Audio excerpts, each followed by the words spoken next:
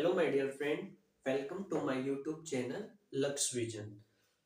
आज की इस वीडियो में हम सुप्रीम कोर्ट द्वारा दिए गए महत्वपूर्ण डिसीजंस पर चर्चा करेंगे जो कि मोस्ट इम्पोर्टेंट है। हाल ही में रिसेंटली 30 जनवरी 2026 को सुप्रीम कोर्ट ने लड़कियों की प्रोटेक्शन को देखते हुए एक बहुत ही महत्वपूर्ण डिसीजन दिया जिस पर हमें चर्चा कर लेनी चाहिए।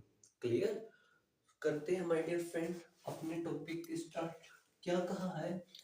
तो 30 जनवरी 2026 को सुप्रीम कोर्ट का महत्वपूर्ण डिसीजन आया है।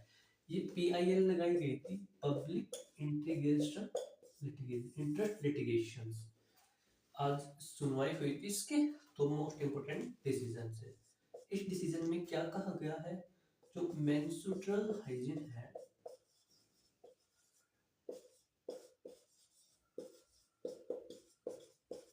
इससे फंडामेंटल राइट प्रोक्लेम कर दिया गया है आर्टिकल 21 के तहत। क्लियर? मेंस्ट्रुअल हाइजीन को एक मूल अधिकार फंडामेंटल राइट्स प्रोक्लेम कर दिया है आर्टिकल 21 के अंतर्गत। फंडामेंटल राइट्स क्या होते हैं? वैसे तो हम जब कॉन्स्टिट्यूशन वाले एस्पेक्ट पर बात करेंगे तो इस पर हम विस्तार से चर्चा करेंगे। संक्षिप्त में सुन लीजिएगा।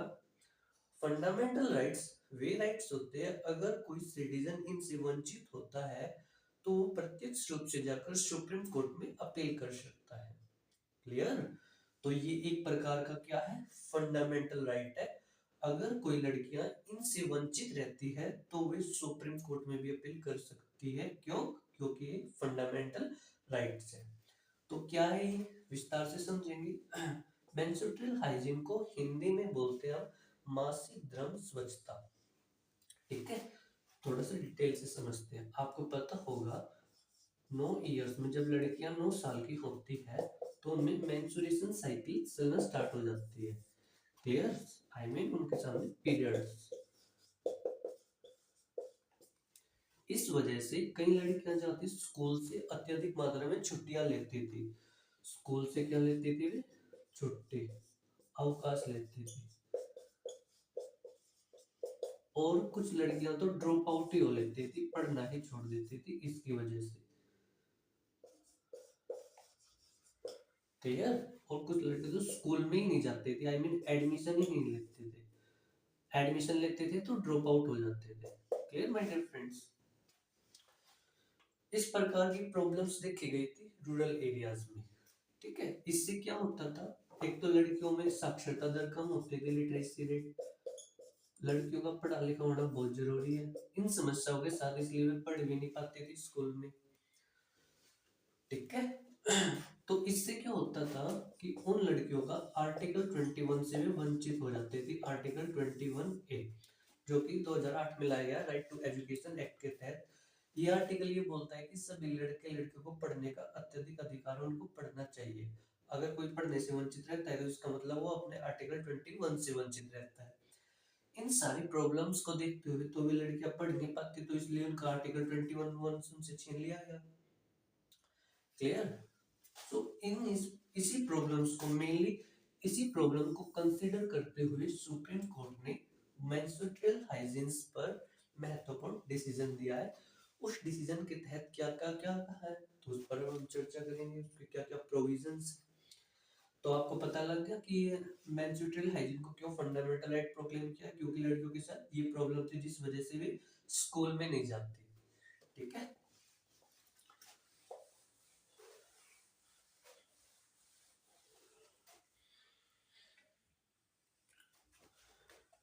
इस डिसीजन के तहत क्या कहा? All private and government school, जितने भी प्राइवेट और सरकारी स्कूल है उन सभी पर ये डिसीजन इंप्लीमेंट होता है। पहला प्रोविजन क्या कहता है कि बॉयज और गर्ल्स के लिए सेपरेट टॉयलेट होना चाहिए।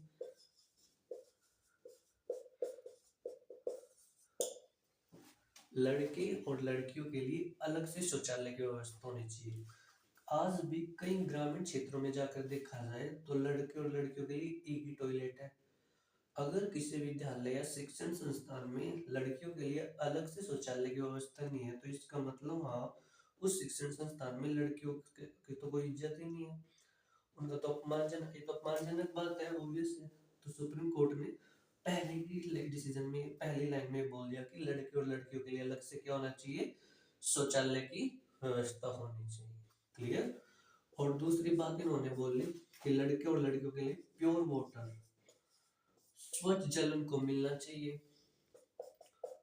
ठीक है। और सैनिटरी पैड्स, नैपकिन्स,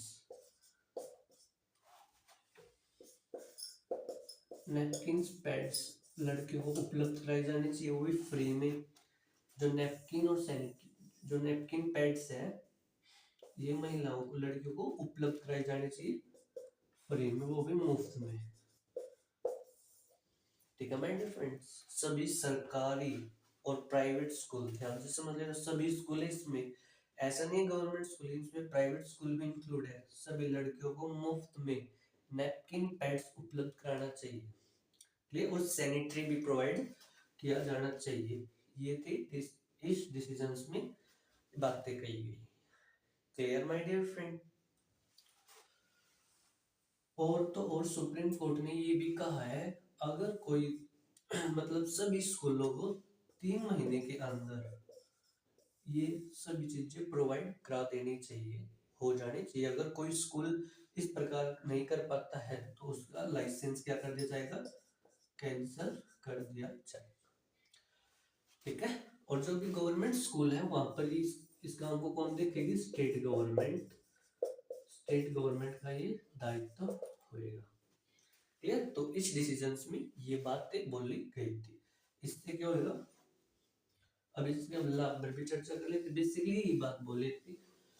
ठीक है। इसी डिसीजंस में इंपॉर्टेंट डिसीजन है। तो अगर कोई भी लड़की स्कूल में इस तरह से वंचित होती है तो उसके पास फंडामेंटल राइट्स है ये, तो वो प्रोक्लेम मतलब क्लेम कर सकते हैं। अब इसके क्या लाभ होंगे, और लाभ के साथ साथ हम प्रॉफिट और इसके पॉजिटिव पॉइंट और इसके हम नेगेटिव पॉइंट पर चर्चा करते हैं। पहली बात तो क्या होगी, लड़कियों की हेल्थ हेल्थ में इंप्रूवमेंट होएगा। और एजुकेशन, जब लड़कियों को भी सारी फैसिलिटी मिली जाएगी तो वे ज्यादा से ज्यादा स्कूल में जाएंगी। क्लियर हुआ, क्लियर हुई बात। और उनके लिटरेसी रेट में इंक्रीजमेंट होगी। Clear my dear friends. So ये तो है, इसके लाभ है कि वुमेन की क्या होगी, प्रोटेक्शन होगी। जब वुमेन प्रोटेक्शन, गर्ल्स लिख लेते हैं, वुमेन्स थोड़ी, गर्ल गर्ल प्रोटेक्शन होगी।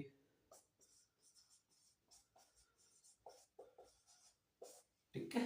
और इसके क्या क्या नेगेटिव पॉइंट होंगे। सबसे पहली बात तो गवर्नमेंट पर खर्च बढ़ेगा, गवर्नमेंट एक्सपेंडिचर्स में इंक्रीजमेंट होगी ही होगी भाई। इससे गवर्नमेंट का फिस्कल डेफिसिट भी बढ़ेगा। ठीक है, ये इकोनॉमिक्स वाला पार्ट आ जाता है।